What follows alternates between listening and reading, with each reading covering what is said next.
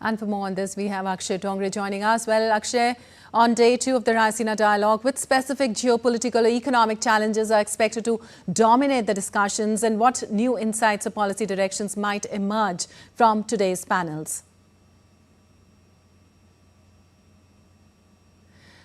Akshay, with day 2 today of Raisina Dialogue, what can we expect today from the discussions? Well, it's going to be quite an important day as far as the sessions are concerned, which are in large numbers. Sessions on technology, on food security, on the conflict that is taking place right now. As we are speaking to our viewers, the Deputy Foreign Minister of Iran is also speaking on the conflict that is brewing in West Asia. You have, both sides of the conflict speaking here at the Raisina Dialogue. Yesterday, Israeli officials were telling their side of the story as far as this conflict is concerned. So, indeed, Raisina Dialogue has become a place where, there is a convergence of policymakers, ministers, bureaucrats from around the world.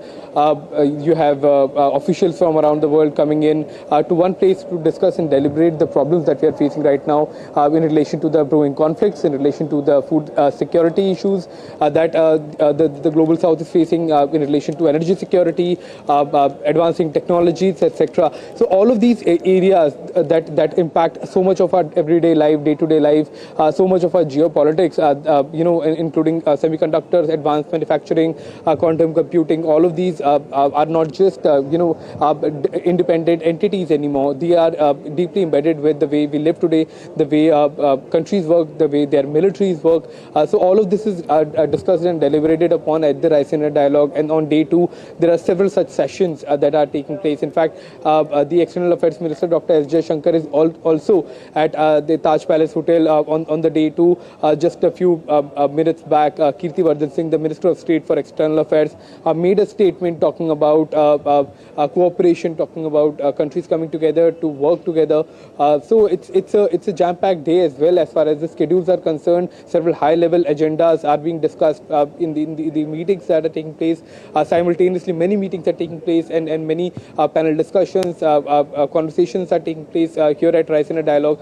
In the 3-day event, today's day is also going to be quite an interesting one, because now we have all of the inauguration done, and now it's back to the business as far as discussing diplomacy and discussing the conflict, discussing the problems, and coming up with solutions to these problems in the presence of the global leadership that has emerged in New Delhi. All right, so a packed day today. Also, Akshay, what are the expected outcomes from this year's Raisina Dialogue, if we talk about the overall, that could shape India's role in global governance and international diplomacy, especially given the increasingly multipolar world and rising strategic competition?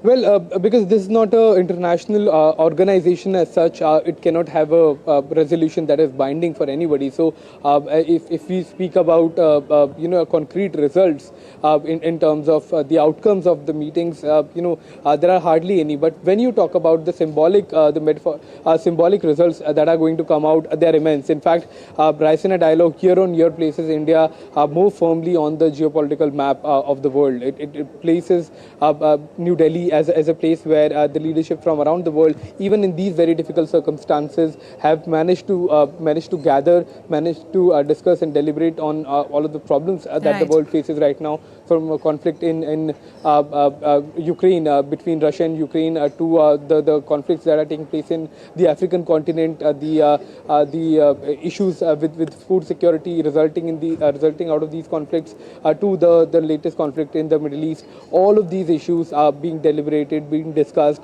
and in terms of India being the place that is hosting these discussions, it makes the voice of India, makes the voice of Global South even more important, especially as a say in these conflicts to the rest of the world. All right, Akshay, thank you so much for all those details.